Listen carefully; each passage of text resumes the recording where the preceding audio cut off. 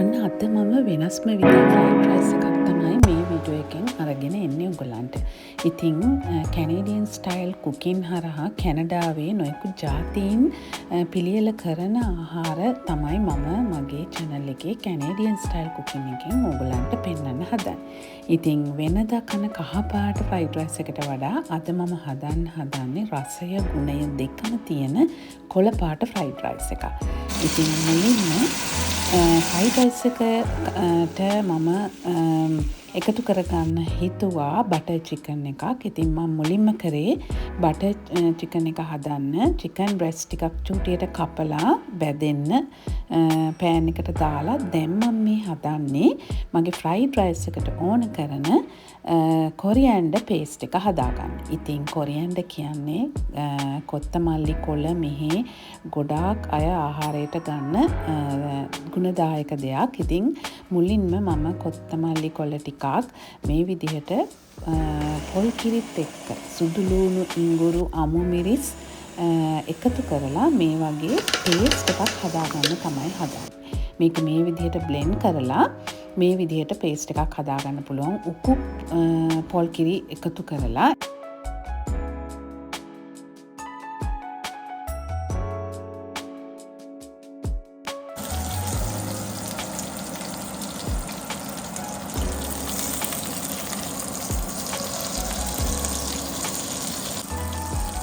Butter chicken එක හදන්න chicken breast මේ වගේ යන්තම් රන්වන් පාට වෙනකම් බැදගත්තාම ඇති.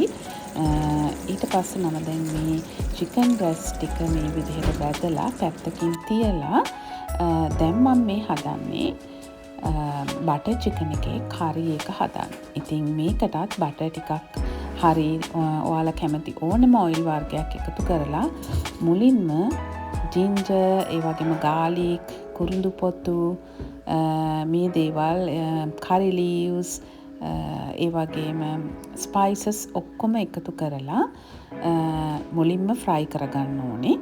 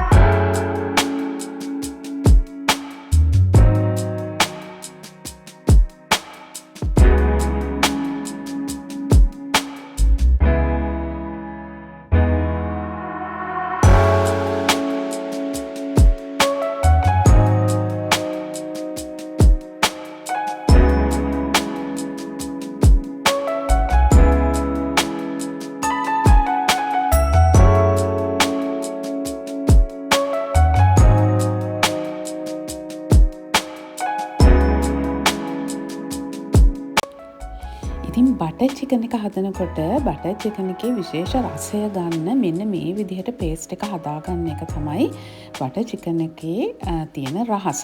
ඉතින් කොරියන්ඩර් කොළ වලින් අමුතුම රසයක් එනවා බටර් චිකන් හදනකොට. ඉතින් මේ විදිහට පේස්ට් එක හදාගෙන බැදපු චිකන් ටික එකතු කරලා හොඳට කලවම් කරලා ඊට පස්සේ ඔයගලන්ට මේක ටිකක් කරි එක වගේ අවශ්‍ය වෙනවා නම් ඔයාලට මේකට එකතු කරගන්න පුළුවන් තව වතුර ටිකක් හරි එහෙම නැත්නම් ටොමැටෝ සෝස් ටිකක් එහෙම නැත්නම් පොල් කිරි ටිකක් මේ කැමති දෙයක් ඔයගලන්ට එකතු කරගන්න පුළුවන්. ඔයගොල්ලෝ කැමති විදිහට ග්‍රේවි එක ඔයගලන්ට අවශ්‍ය නම්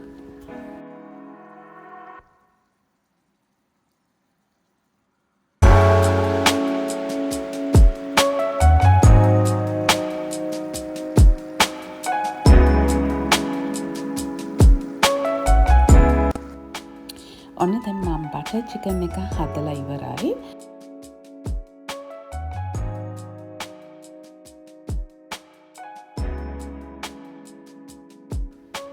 ඔන්න දැන් හදන්නේ මම ෆ්‍රයිඩ් රයිස් එක හදන්න. ඉතින් මුලින්ම බටර් ටිකක් මේ විදිහට පෑන් එකට දාලා එනසාල් කරදමිඩු කරාපුණටි දාලා ඒක ටිකක් ෆ්‍රයි වෙනකොට මම මේකට කරි ලීව්ස් ඒ වගේම අනියන් එකතු කරනවා. මෙතනදී මම ගාලික් ජින්ජර් එකතු කරන්නේ මොකද මම හදාගත්ත කොරියන්ඩර් පේස්ට් එකේ මෙන්න මේ පේස්ට් එකේ හොඳට ගාලික් සහ ජින්ජර් දාලා තමයි මම මේක පේස්ට් එක හදාගත්තේ. ඊට පස්සේ ලුණු ටික හොඳින් වැඩිගෙන ආවට පස්සේ ඒ මිශ්‍රණයටම මේ කොරියන්ඩර් පේස්ට් එක දාලා බටර් එක මේ විදිහට ටික වෙලාවක් ෆ්‍රයි කරගෙන තියාගෙන ඊට පස්සේ මේකටම අපිට ෆ්‍රයිඩ් රයිස් එකට අවශ්‍ය කරන රසය අවශ්‍ය විදිහට ලුණු එකතු කරගන්න.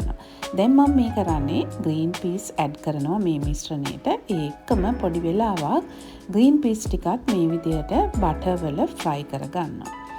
ඉතින් ඇත්තටම හරි ලේසි. ඉතින් මීට වඩා දෙයක් නෑ. දැන් මේ ටික මෙහෙම බටර් වල ෆ්‍රයි වෙගෙන ආවට පස්සේ ගොඩාක් පාට වෙනස් වෙන්න නොදී ඉක්මනින්ම කලින් උයාගත්ත බාස්මති රයිස් එකක් තමයි මම මේ එකතු කරන්නේ. ඉතින් ඕගලන්ට කැමති රයිස් එකක් දාන්න පුළුවන්. සම්බා ඒ වගේම ඕනම රයිස් එකක් ෆ්‍රයිඩ් රයිස් හදන්න ගන්න. ඉතින් විශේෂයෙන්ම බාස්මති රයිස් දැම්මම ගොඩාක් රසය හොඳට එනවා. ඉතින් දැන් ඔන්න මේ විදිහට තමයි හොඳින් කලවම් කරලා මම ඉතින් මේකට අවසානයේ මේ විදිහට හැදුවට පස්සේ මගේ ළඟ තියෙනවා ෆ්‍රයි කරලා ඒ කියන්නේ රෙඩිමේඩ් මම ග්‍රොසරි එකෙන් මිලදී ගත්ත ෆ්‍රයිඩ් අනියන්ස් තියෙනවා. ඉතින් මේක තවත් ලස්සන කරගන්න ඔයගොල්ලන් මේ විදිහට බත් එක හදාගත්තට පස්සේ උඩින් ෆ්‍රයිඩ් අනියන්ස් ටිකක් එහෙම නැත්නම් ෆ්‍රයිඩ් කැෂු නට් ටිකක් උනත් පාවිච්චි කරන්න පුළුවන් බත් එක සරස ගන්න. ඊළඟට ඉතින් මම අපි දැන් බටර් චිකන් එකක් විතරයිනේ හැදුවේ. මේක තවත් මීල් එක කම්ප්ලීට් වෙන්න අවශ්‍ය හින්දා මම මෙන්න මේ විදිහට සැලඩ් එකකුත් හදාගත්තා. ඉතින් ඔයගොල්ලෝ කැමති දෙයක් පාවිච්චි කරලා සැලඩ් එකක් හදාගන්න පුළුවන්. ඉතින් මම මෙතනට රෙඩ් බෙල් පෙපර්, කියුකම්බර් සහ අනියන් පෙපර් ලයිම් ජූස් එකතු කරලා මෙන්න මේ විදිහට සැලඩ් එකක් හදාගත්තා.